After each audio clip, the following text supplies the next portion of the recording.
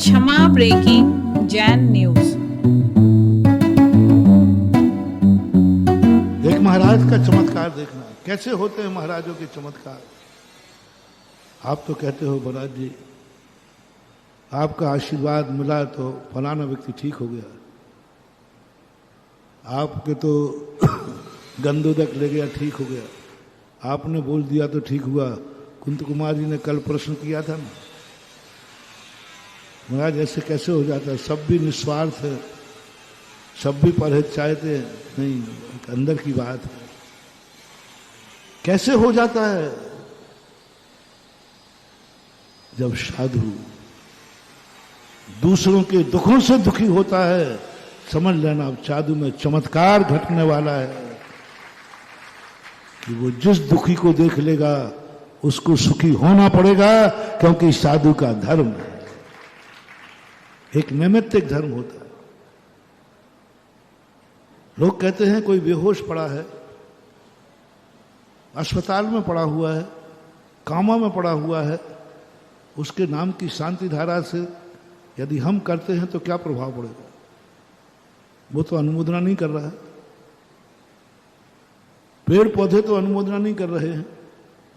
पशुओं के लिए शांति धारा कराओ, पेड़ पौधों के लिए कराओ, बेहोश सबके लिए शांति धारा लिखिए, मतलब उस पर क्या प्रभाव पड़ेगा। एक पेड़ के लिए शांति धारा कराइए, पेड़ को लाभ मिलेगा, मेरी गारंटी है। पेड़ के लिए शांति धारा कराइए, पेड़ को पता नहीं वो क्या जाना शांति धारा, आप शांति धारा कराइए, पेड़ सूख रहा होगा हरा हो जाएगा। शर्त है, क्या पेड़ के दुख से आप दुखी हैं? शर्त क्या है? पेड़ के सूखने से आप दुखी हैं क्या? पेड़ के सुख से आप सुखी हैं क्या? दो शर्त चाहिए। एक वृक्ष के लिए शांति धारा का चमत्कार दिखा रहा हूं, बस दो प्रश्न का जवाब देना है। क्या आप पेड़ के दुख से दुखी हैं? क्या वो सूख रहा है तो आपको दुख हो रहा है? कैसा दुख? जैसे आपका शरीर प्रतिदिन सूख रहा हो, प्रतिदिन वजन घट रहा हो, तो आप कितना दुख होता है बोलो, चिंता। ऐसे ही पेड़ प्रतिदिन सूख रहा है, वैसा ही दुख हो जाए जैसे तुम्हारा शरीर सूख रहा है, तुम्हें दुख होगा। बस एक से एक शर्त है। चमत्कार देखो आज, उत्तम मार्दव धर्म का चमत्कार, कोमलता का चमत्कार, मृदुता का चमत्कार, परोपकारी जितने चमत्कार हैं वे मृदुता से जागते हैं। स्वयोपकारी चमत्कार साधना से जागेंगे, उनके लिए आगे धर्म पड़े हैं।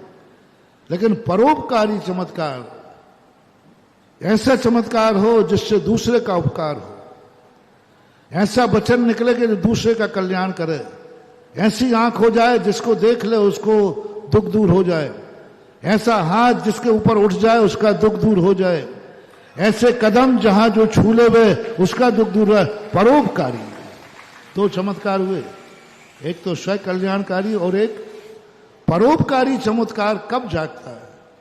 जिससे पर का उपकार होता है, जगत का कल्याण होता है, उसका नाम है मृदुता, उसका नाम है मार्दव धर्म।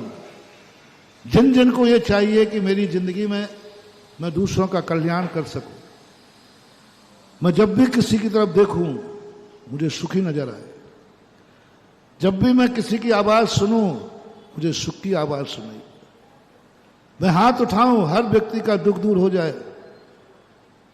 यदि ऐसा परिणाम तुम्हें है, ऐसा परोपकारी तुम्हें बनना है, ऐसी चमत्कारी तुम्हें अपनी जिंदगी जीना है, तो आज के धर्म को स्वीकार कर लो, मृदुता, मार्दव धर्म। हम दूसरे के दुख से दुखी। आप पेड़ से दुखी हैं क्या? किसी पेड़ से दुखी हैं क्या? वो सूख रहा है, जैसे आपका बेटा सूख रहा है। हम एकता लाना पड़ेगी। आपका बेटा दिन प्रतिदिन सूख रहा है, वजन घट रहा है, आप अपने दुख की कल्पना बताइए, कितना दुख। बस ऐसे पेड़ सूख रहा है दिन प्रतिदिन। क्या आप बेटे के समान दुखी हो सकते हैं?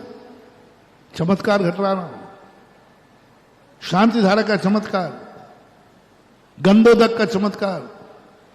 पर आपको शर्त ये रखना है कि बेटा सूख रहा था, तुम सूख रहे थे, परिवार का कोई व्यक्ति सूख रहा था, उतने तुम दुखी क्या पेड़ के सूखने पर हो रहे हो? क्या इतनी कोमलता तुम्हें है? यदि हो जाए तो आज चमत्कार भी हो जाए। दूसरा, क्या पेड़ का हरा होने से आप खुश होंगे? उतने ही खुश जैसे आपका बेटा स्वस्थ होके लौटा, स्वस्थ होके लौटा, आप खुश हो। आप बीमार थे, अब स्वस्थ हो गए, उस खुशी की कल्पना बताओ कितनी है। क्या पेड़ को हरा देखकर आप उतने ही खुश होंगे जितना बेटे को हरा भरा देख करके हुए? जैसे अपनी जिंदगी को हरा भरा देख करके आप खुश नजर आते हैं, ऐसे ही पेड़ जब चारों तरफ से हरा भरा हो जाए, या हो रहा है या हुआ था, क्या आप उतने ही खुश हैं? बस ये दो चीजें आप पैदा करो, रिपीट कर रहा हूं, दो चीजें आप पैदा करो, मैं आज शांति धारा का चमत्कार दिखाता हूं। दो चीजें आप पैदा करो। क्या पेड़ के सूखने पर आप दुखी हैं? क्या पेड़ की खुशी में आप खुश हैं? पर ये दो भावना लेकर आ जाओ और मैं शांति धारा कराता हूं। जाओ उस सूखे पेड़ पर दो गंधोदक की बूंदें डाल देना, 24 घंटे के बाद उसका चमत्कार देख लेना। शर्त है, आप उसके दुख से दुखी हैं क्या? क्या आपके अंदर इतनी मृदुता है कि दुखी वो हो रहा है और आप दुखी हो रहे? दुख वो भोग रहा है और दुखी, इसी का नाम होता आत्मिका। आप कर्म सिद्धांत कैसे बैठा लोगे महाराज? वो तो कामा में पड़ा है, वो तो पेड़ है। मैं पेड़ को सुखी नहीं कर रहा हूं। हमारी शांति धारा पेड़ को सुखी नहीं करेगा। आप दुखी है ना? आप दुखी है ना? शांति धारा आप करेंगे तो शांति धारा करने वाले को सुखी करेगी शांति धारा। और करने वाला सुख कब होगा? जब पेड़ सुख होगा। तो कर्म कहेगा पेड़ को सुखी कर, नहीं तो ये सुखी नहीं होगा। ये है कर्म सिद्धांत। बेहोश पड़ा है, तुम शांति धारा कर रहे, क्या प्रभाव पड़ेगा उस पर? नहीं, तुम उसके दुख से दुखी हो ना, तो तुम तो शांति धारा कर रहे हो ना। दुखी होकर शांति धारा कर रहे हो। अब कर्म ढूंढता है, शांति धारा ढूंढती है। इसने शांति धारा कर ली है, इसका दुख दूर होना चाहिए। अब इसका दुख दूर कब होगा? अब इसका दुख दूर कब होगा? जब वो कामा में पड़ा दुखी ठीक होगा। तो कर्म जाकर के इसको दुखी सुखी करने के लिए, अपने भक्त को सुखी करने के लिए कामा वाले को ठीक करना पड़ेगा, तभी भक्त होगा। ये है निमित्त नैमित्तिक संबंध। पेड़ से आप संबंध, रिलेशनशिप। जिस व्यक्ति से तुम्हारी कोई रिलेशनशिप नहीं है, तुम्हारे अंदर कोई मार्दव धर्म नहीं। मार्दव धर्म रिलेशनशिप बनाता है। मार्दव धर्म सबको जोड़ता है, गले लगाता है, अहंकारी नहीं। मार्दव धर्म वाला अहंकारी नहीं होता। मार्दव धर्म इतना कोमल हो जाता है कि पुण्यहीन को देता। एक महाराज थे, चमत्कार। जंगल में आग लगी, चारों तरफ से त्राही त्राही मच गई। मार्दव धर्म जागा, वो भी स्वयं उसी जंगल में थे। उनको ये नहीं ध्यान आया कि मैं भी जल के मर जाऊंगा। चाहे तो उठ के भाग सकते थे। उनका ओहो, चारों तरफ से जीव भाग रहे हैं, त्राही त्राही कर रहे हैं। ऐसी करुणा जागी, हे भगवान, मैं ये दुख नहीं देख सकता, मैं ये वेदनाएं नहीं देख सकता। और उनके दुख से इतने दुखी हुए, इतने दुखी हुए, ब्रह्मांड महाराज को दुखी नहीं देख सकता। ब्रह्मांड भगवान को दुखी नहीं देख सकता। ब्रह्मांड की भौतिक शक्तियां होती हैं, वो किसी धर्मात्मा को दुखी नहीं देख सकती। भौतिक शक्तियां, उनका गजब हो गया, महाराज दुखी हैं। ध्रुव तारा भी कांप गया, 700 मुनियों के दुख देख करके। ब्रह्मांड नहीं देख पाया। ध्रुव तारा एक अचेतन है, विमान है, वो कांप गया अपने आप। किनके दुख देख करके? एक सज्जन पुरुष के, एक साधु को दुखी देख करके ध्रुव तारा कांप गया। इधर महाराज इतने दुखी हो गए, उनकी आंख में आंसू आ गया, दुर्विभूत हो गए। ब्रह्मांड ने कहा हम सबको दुखी देख सकते हैं, लेकिन साधु को नहीं। भौतिक शक्तियां कहती हैं मैं साधु को दुखी नहीं देख सकता।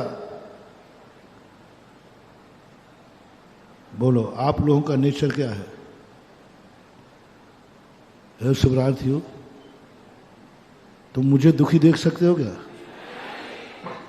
नहीं देख सकते तो बता दो, तो अभी रोक के दिखाऊं? अमृतांजन तो है ही नहीं, कैसे दिखाऊंगा? और कोई दूसरा दुखी हो जाए तो महाराज होगा, संसार में तो ऐसा पड़ा ही रहता है। तुम महाराज को दुखी नहीं देख सकते, क्योंकि तुम्हारी दृष्टि में महाराज तुम्हारे हृदय आसन पर, उच्चासन पर विराजमान है।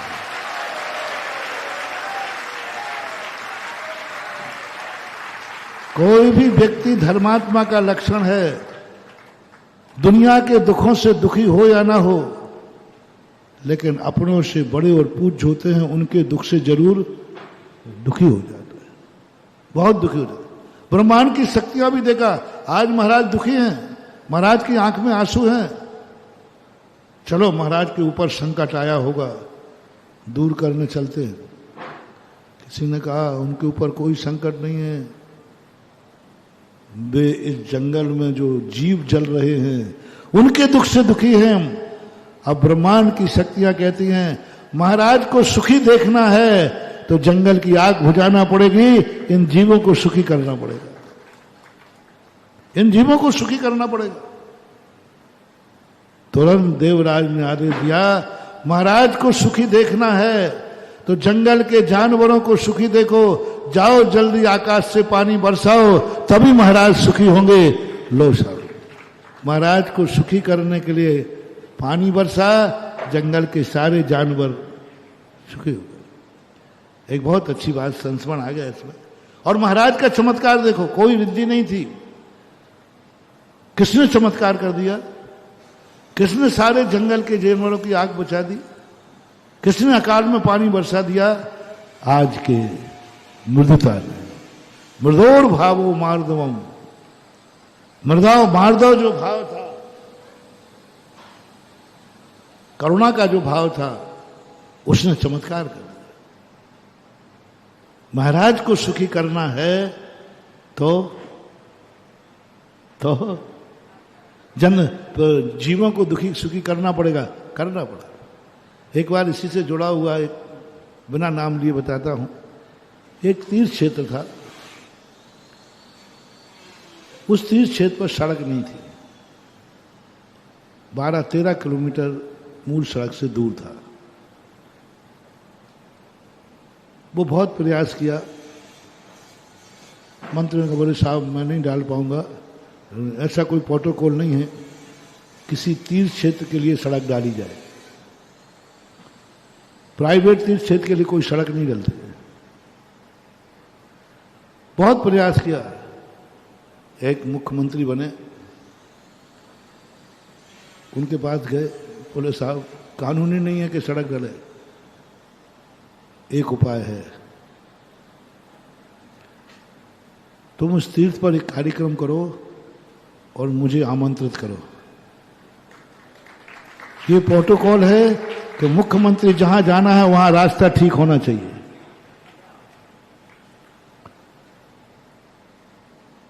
आमंत्रण किया गया, मुख्यमंत्री ने कहा हमें उस तीर्थ पर कार्यक्रम में जाना अनिवार्य है,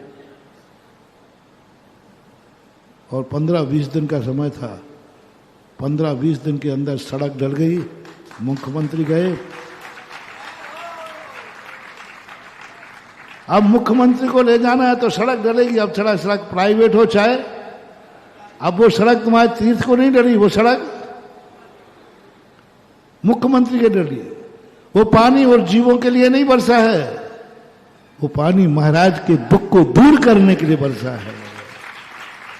और महान आत्माओं का स्वरूप होता है, सब उनके लिए होता है, लेकिन उसका लाभ परोपकाराय शताम विभूति। महाराज से दुखी होकर के, महाराज के दुख से दुखी होकर के बरसात हुई, लेकिन लाभ महाराज को मिला कि जीवों को। परोपकाराय शताम विभूति। साधु संतों की तपस्या, क्योंकि वो इतने करुणावान होते हैं, दयावान होते हैं, इसलिए आपको मैंने एक दिन दैनिक प्रश्नों की श्रृंखला में कहा था, यदि सबसे दुखी आदमी आपके सामने आ जाए,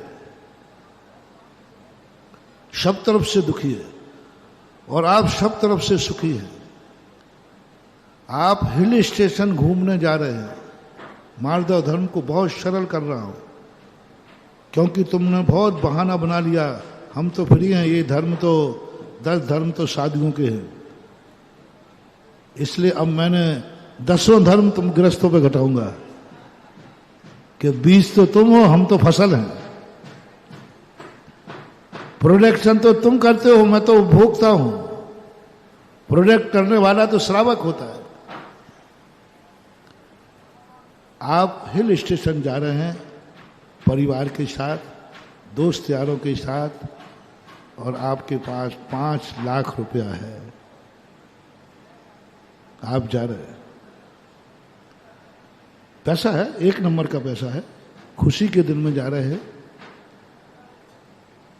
और रास्ते में तुम्हारे लिए एक अस्पताल पड़ा, एक व्यक्ति मिला,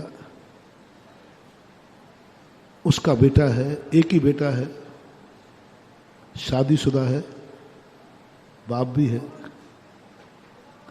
और डॉक्टर ने मना किया है क्योंकि उसमें 5 लाख रुपए का खर्च है, और तुमने 5 लाख का टिकट कटा लिया है, रिजर्वेशन हो गया, सब तैयारी, घर से निकल पड़े हो, रास्ते की बात है, घर से निकल पड़े हो, सब रास्ते, 5 लाख रुपया तुम्हारा खर्च का प्लानिंग बना है, 5 लाख खर्च करना है ऐशो आराम, घूमने में, होटल में, गार्डन में, जो भी आप खर्च करते हैं। 5 लाख कोई ज्यादा तो नहीं है महाराज, आज के जमाने में कोई ज्यादा नहीं। और सामने मिल गया है एक मरीज, 5 लाख रुपए से के कारण वो मर जाएगा, और माँ रो रही है, ये मर गया तो मैं निपुती हो जाऊंगा, पत्नी रो रही है कि मर जाएगा तो मैं विधवा हो जाऊंगा, बच्चे रो रहे हैं कि मर जाएगा तो मैं अनाथ हो जाऊंगा, मेरा घर सब कुछ उजड़ जाएगा, कुछ भी नहीं बचेगा, हम सबको भी मरना ही पड़ेगा, क्योंकि उनके पास 5 लाख रुपया नहीं है। परीक्षा का बहुत बड़ा चार्ज। बोलो, घूमने की प्लानिंग, परिवार साथ है, दोस्त यार साथ है, बहुत अच्छा मौसम है, छुट्टी का दिन है, बोलो क्या आपके अंदर मृत्यु जागेगी? क्या आप कह सकते हो यात्रा स्थगित करता हूं और इस बेटे को बचाता हूं? यात्रा करके पाप ही कमाओगे। यदि यात्रा करने का भाव हुआ है तो लो सुन लीजिए, ये पापानुबंधी पुण्य है, ये रावण का पुण्य है, वही 5 लाख रुपया तुम्हें कौड़ी कौड़ी को मोहताज करेंगे। जो 5 लाख रुपया अभी तक नहीं, तुम्हारे ऐशो आराम में बाधा नहीं डाल रहा हूं, अभी तक तो कोई बाधा नहीं दी। अब यदि तुमने उस करुणावान उस जीव को छोड़ करके और यदि तुम हिल स्टेशन चले गए तो यही 5 लाख रुपया पापानुबंधी कहलाएंगे और तुम्हें ऐसा पाप का बंद कराएंगे कि एक एक कौड़ी को मोहताज होगे, क्योंकि तुम इतने कठोर हो गए। पेट की रोटी नहीं छीन रहा था, ऐसो आराम, कोई मर नहीं जाते, मौज मस्ती के लिए, मौज मस्ती के लिए तुम इतने कठोर हो गए, इतने कठोर हो गए। अरे दुनिया मरती रहती, मरती रहे, हम अपनी मौज मस्ती में। महानुभाव मत करना रे गलती इतनी। दुनिया मरे तो मरती रहने दो, हम तो मौज मस्ती जा रहे हैं। यदि तुम्हारे मन में मार्दव धर्म जागा होगा, तुम कहोगे कि नहीं, यात्रा स्थगित है, मैं 5 लाख रुपए से एक जीव को नहीं बचा रहे हो, एक मां को निपुति होने से बचा रहे हो। एक मां को निपुति होने से बचाया है। और यदि चले जाते तो तुम्हारा वो 4 दिन का ऐशो आराम, मां को निपुति जिंदगी भर रोएगी। वे 5 लाख रुपया तुझे अभिशाप देंगे, रे दुष्ट, रे पापी। ये मां बेटा जिंदगी भर अभिशाप देगा कि मेरे सामने 5 लाख रुपया लेके गया, 4 दिन में मिटाया आया और बेटे को जीवित कर देता तो मैं निपुति होने से बच जाता। एक विधवा होने की कीमत कितनी है? विधवा होने का दुख कितना है बताओ। अपनी पत्नियों से पूछ लेना, अपनी पत्नियों से पूछ लेना कि विधवा का दुख क्या होता है। नाम सुनते ही कांप जाएगी। होना जाना तो बात, होना जाना बात तो विधवा की कल्पना, विधवा होने का शब्द, उसका चेहरा देखना। विधवा शब्द ही इतना खतरनाक है। उस दुख के लिए आप 4 दिन में मौज मस्ती करके आ गए, एक जिंदगी को विधवा होने से बचा सकते।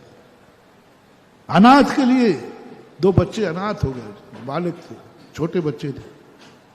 बच्चों का अनाथ बना, बच्चों से पूछना, बेटा हम मम्मी पापा दोनों मर जाए तो तुम्हें कितना दुख होगा, पूछना थोड़ा।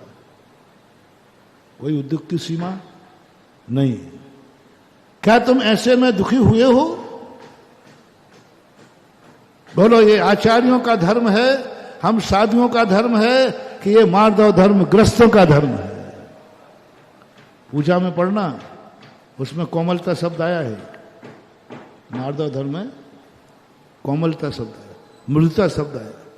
मृदुता, इतने कोमल आप हो जाएं, बस यही तो इसी मार्दव धर्म ने, इसी मार्दव धर्म ने, इसी कोमलता ने, इसी कोमलता ने, इसी मृदुता ने, इसी दयालुता ने पारसनाथ को धर्मेंद्र पद्मावती सिद्ध हो गए। घूमने जा रहे थे बनारस का, सावन का महीना था, दोस्तों के साथ गोट मनाने जा रहे थे। लेकिन जैसे नाग नागिन को जलते देखा, काय का मनोरंजन, काय का शौक, स्वयं हाथी से कूद पड़े और बचा दिया सारा ब्रह्मांड। इतने दयालु, इतने कोमल, तीर्थंकर, इतने बड़े होकर इतने कोमल। अरे पहली बात तो ऐसे जीव मरते ही रहते हैं, नौकर से कह देते नहीं, स्वयं कूद पड़े। यही तो कहते हैं धर्मेंद्र और पद्मावती, जब उनका सिंहासन कंपायमान हुआ तब पद्मावती धर्मेंद्र से कहती है, देखो ये करुणा निधान, अपने लिए सब छोड़ करके अपमान सहन किया, और इसी मार्दव धर्म का परिणाम है कि आज क्षेत्रपाल पद्मावती भगवान पारसनाथ के संकट दूर करने आए। यदि तुम चाहते हो कि हमारे संकट में देवता आवे, तुम चाहते हो कि हमारे संकट में कोई मुझे बचाने वाला आवे, तो तुम्हें आज का मार्दव धर्म अपनाना पड़ेगा। क्या तुम दूसरे के दुख से दुखी हो? क्या तुम किसी दूसरे के दुख से दुखी हो? बस आज का मूल पॉइंट। क्या तुम इतने द्रवीभूत हो? क्या मार्दवता आपके अंदर जागी है? यदि जाग रही है, किसके प्रति? हर जीव के प्रति, 1 इंद्रिय के प्रति, 2 इंद्रिय के प्रति, 3 इंद्रिय के प्रति, 4, किसी के प्रति भी आपके अंदर वो मृदुता आना चाहिए, वो कोमलता आना चाहिए। और इस कोमलता से इतने चमत्कार होंगे, तुम एक के काम आए हुए 1000 तुम्हारे काम आएंगे। तुम एक बार काम आओगे, वो 1000 बार काम आएगा। तुम किसी को 2 कदम साथ तो चलाओ, 1000 कदम तुम्हारे साथ चलेंगे।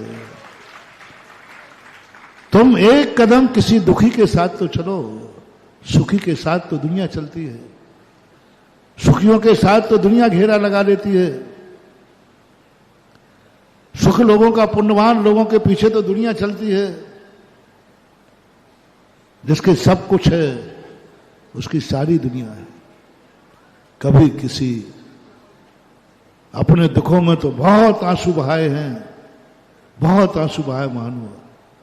कभी किसी के दुख में आंसू तुम्हारी आंख में आ जाए तो ये मोती बन जाएगा। अपनी गरीबी पर तो बहुत रोए हैं, कभी किसी गरीबी पर। मैं हमेशा कहता हूं, मार्दव धर्म का अधिकारी मंदिर में हमारे यहां 3 नमस्कार करने को कहा गया। पहला नमस्कार भगवान के लिए, पहला नमस्कार भगवान के लिए, दूसरा नमस्कार अपने लिए, अपनों के लिए,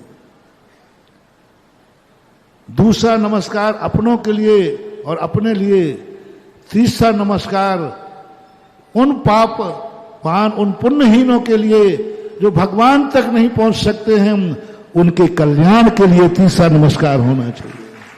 पूजा में मार्दव धर्म, तीसरा नमस्कार मार्दव का प्रतीक है। भगवान मैं आप महान है, मैं आपको नमोस्तु करता हूं। मैं सुखी रहूं, मेरा परिवार सुखी रहे, मैं आपको नमोस्तु करता हूं। भगवान मैं जैन हूं, मार्दव धर्म भी मेरा है। एक नमस्कार उन दुखियों के लिए जो इतने दुख के मारे हैं कि वो तेरे दरवाजे तक भी नहीं आ सकते। बस इतना सुख उनको दे दे, कम से कम घर से उठकर तेरे दरवाजे तक आ जाए। एक नमस्कार उनके लिए। कभी शांति धारा कराई तुमने अपनों के लिए, अपने लिए, अपनों के लिए। कभी ऐसे व्यक्ति के लिए शांति धारा कराओ। रास्ते में किसी को दुखी देखा है, पर भगवान आज की शांति धारा उनके लिए। और चरम सीमा का मार्दव धर्म बता दूं, तुम्हारा मार्दव धर्म, तुम्हारी कोमलता, तुम्हारा परम दुश्मन तो एकाएक कोई संकट आ गया और दुश्मन है तुम्हारा, सर्वनाश करने वाला है। क्या अपने दुश्मन के संकट को देखकर, अपने दुश्मन को संकट में देखकर तुम्हारे मन में क्या जागता है? संकट में देखकर, संकट में देखकर। दुश्मन है, अभी तो मैंने सामान्य जीवन जो ना तुम्हारा दुश्मन था ना कुछ था।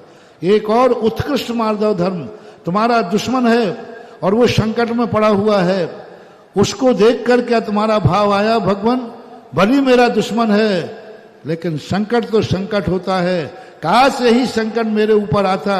आज मेरे दुश्मन पे आया है, नहीं मैं दुश्मनी भूलता हूं और आज दुश्मन के संकट दूर करने के लिए शांति धारा करता हूं।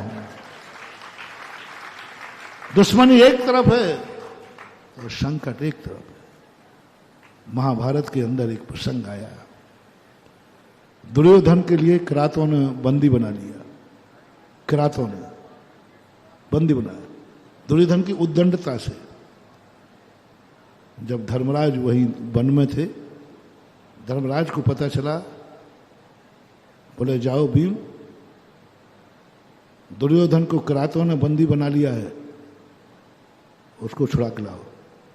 चारों पांडव तो खुशी मना रहे थे, अच्छा रहा, इसको ऐसे ही मिलना चाहिए, बहुत खुशी मना रहे थे। लेकिन उधर धर्मराज दुखी हो गए। भैया आप क्या करा उस दुष्ट को, जिसने लाक्षागृह में आग लगा के मारने का भाव किया, और दुष्ट को जिसने दूध केड़ा छल कपट से खेल करके वनवास भेज दिया, और दुष्ट को जिसने पांचाली का चीरहरण किया, और दुष्ट के लिए बचाने जाओ? नहीं भैया। अर्जुन ने कहा, तो अर्जुन ने कहा दुष्टों का संहार करने के लिए गांडीव धनुष है, दुष्टों को बचाने के लिए नहीं भैया। नकल सहदेव तो दोनों भाइयों के पीछे छुप गए। धर्मराज कहते हैं यही तुम्हारी कठोरता है? मैं धर्मराज हूं, मैं अपना भाला उठा के जाता हूं, मैं दुर्योधन को छुड़ाऊंगा। है ना, दुश्मन के कष्टों से दुखी हो गया, दुश्मन के बंदी बनाने से धर्मराज दुखी हो गए। बोले दुश्मन दुश्मन कैसी भी हो, दुश्मनी अलग चीज है और भाईचारा अलग चीज है। काश तुम्हारा भाई ऐसा हो जाए तो तुम लोग क्या करोगे? हम तो दुश्मन की बात कर रहे हैं। तुम्हारा भाई, जिस भाई से तुम्हारी थोड़ी बहुत हिस्सा बांट करने में राग द्वेष हो गया था, और एक भाई को गड़बड़ हो जाए तो तुम क्या करोगे? एक बहुत बड़ा उदाहरण आज पंचम काल में देखने को मिला मुझे। उन जैसी लड़ाई लड़ाकू भाई नहीं देखे मैंने, उन जैसे लड़ाकू भाई नहीं देखे मैंने। बहुत लड़ाइयां देखी।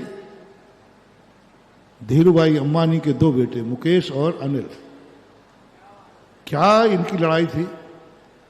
एक दूसरे के लिए सब तरफ से बुरा विचारने वाले, वर्षों से सब देख रहे हैं, एक दूसरे के कट्टर दुश्मन, एक दूसरे का सब कुछ मिटाने वाले। पक्का था। लेकिन क्या गजब की बात आई, जब एक छोटे भाई के ऊपर संकट आया, बैंक के कोई कर्जे की कुर्की की बात आई, बड़ा भाई दुश्मनी भूल करके और भाई को 200-250 करोड़ रुपया देकर बचा लिया। ये है मृदुता। दुश्मनी तो सब में होती है, लेकिन भाई भाई का मृदु हो गया। बनी मोह से जागा। दुश्मन था, कट्टर दुश्मन थे दोनों, लेकिन जब भाई आए, महानुभाव, दुश्मनी करो तो ऐसी दुश्मनी करना कहीं मित्रता की गुंजाइश बना के रखना। काज ऐसी दुश्मनी मत कर लेना, कल गुरु भी बीच में आ जाए तो दुश्मनी ना टूटे। कम से कम दुश्मनी करना, काश इतनी गुंजाइश रखना कि यदि बीच में गुरु आ जाएंगे तो जरूर दुश्मनी टूट जाएगी। कहीं बीच में धर्म आ जाएगा, दुश्मनी टूट जाएगी। कभी बीच में भाईचारे की बात आ जाएगी, इज्जत की बात आ जाएगी, तो हम भाई भाई की भी दुश्मनी भूल जाएंगे। और भूल गया दुश्मनी वो, थोड़ी बहुत राशि नहीं, 250 करोड़ रुपया अपने भाई को पता नहीं चलने दिया और जाके बैंक में भर के आ गया। जब पता चला कि भाई की संपत्ति कुर्की होने वाली है, खून खून ये कहलाता है। खून कितना भी खून से लड़े, लेकिन कहते हैं घोड़ा जब टूटता है तो पेट की तरफ टूटता है। यह है ओरिजिनल खून, यह है ओरिजिनल खून कि विपदा आने पर भाई ने जाकर बैंक में पैसा भर दिए। वो भाई सोचता रहा ये कैसे हुआ, कुर्की तो होना थी। ओहो, अरे लड़ो तो ऐसे लड़ो, और भाई के काम आओ तो ऐसे आओ, ये जगत को दिखा दिया।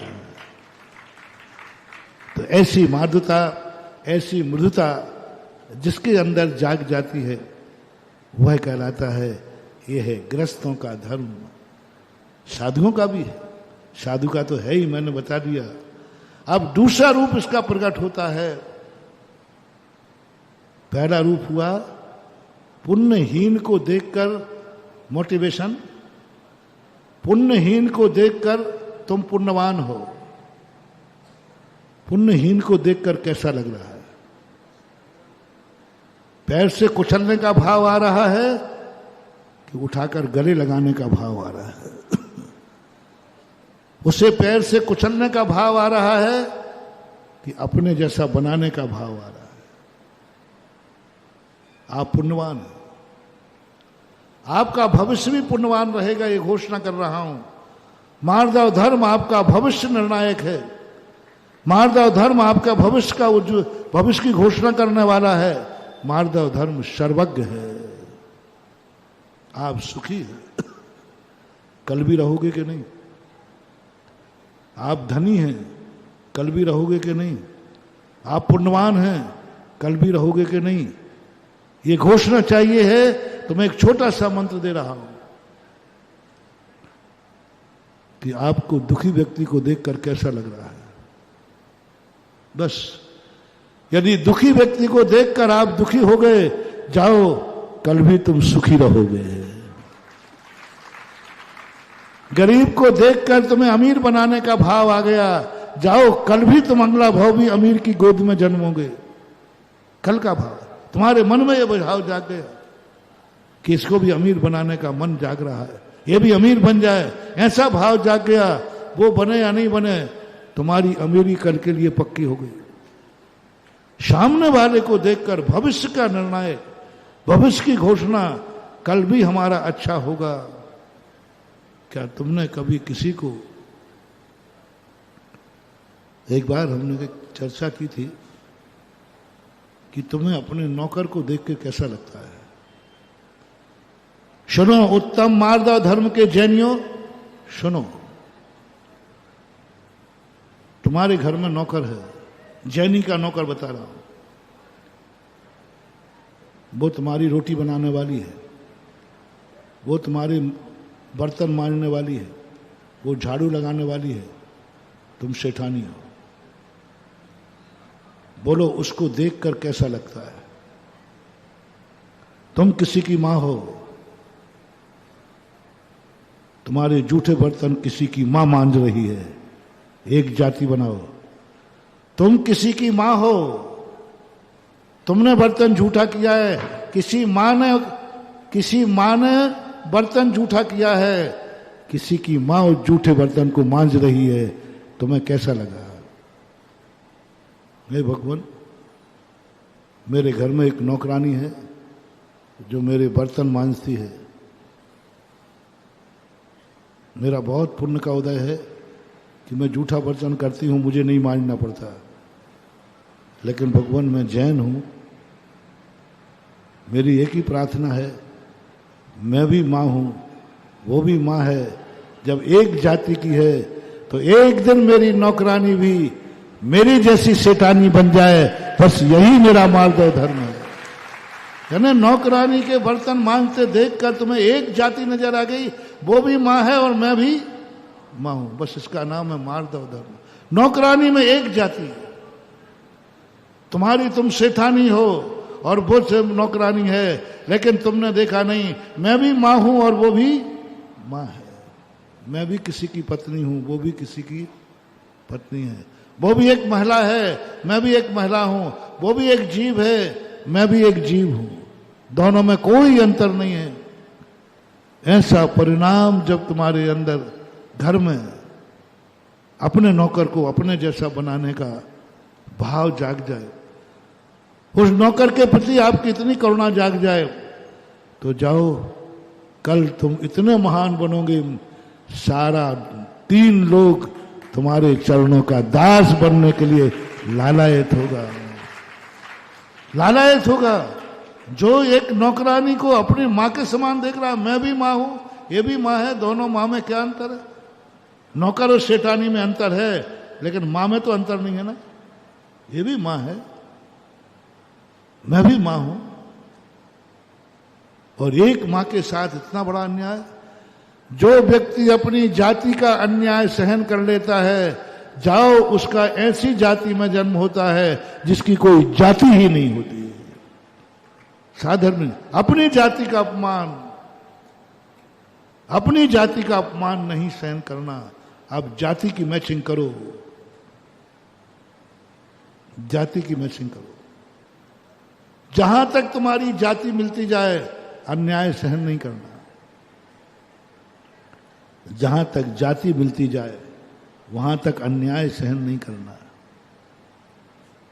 शुरू से उठाओ, प्रत्येक द्रव्य है।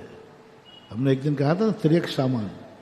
ऐसी कोई वस्तु नहीं है जिसका सामान्य ना हो, ऐसी कोई वस्तु नहीं जिसका विशेष ना हो। मार्दव धर्म में चाहिए जाति, मार्दव धर्म में चाहिए जाति। जाति के बिना मर्दता आएगी नहीं, जाति के बिना सौहार्दपना आएगा नहीं, जाति के बिना हमारे अंदर वो भाव नहीं जागेगा। जाति, मैं द्रव्य हूं और जो जो द्रव्य है वो मेरी जाति का है, मैं उसका अपमान सहन नहीं करूंगा, मैं उसका अपमान नहीं करूंगा। ये भाव तुम्हारे अंदर जाग जाए ना, तुम एक पत्थर से भी उतनी प्यार करोगे जितना तुम अपनी आत्मा से रखते हो, क्योंकि ये मेरी जाति का है, ये द्रव्य है, मैं भी। अब उसको आप फेंकोगे नहीं, आप रखोगे। पुद्गल जाति, एक जाति का अपमान सहन नहीं होना।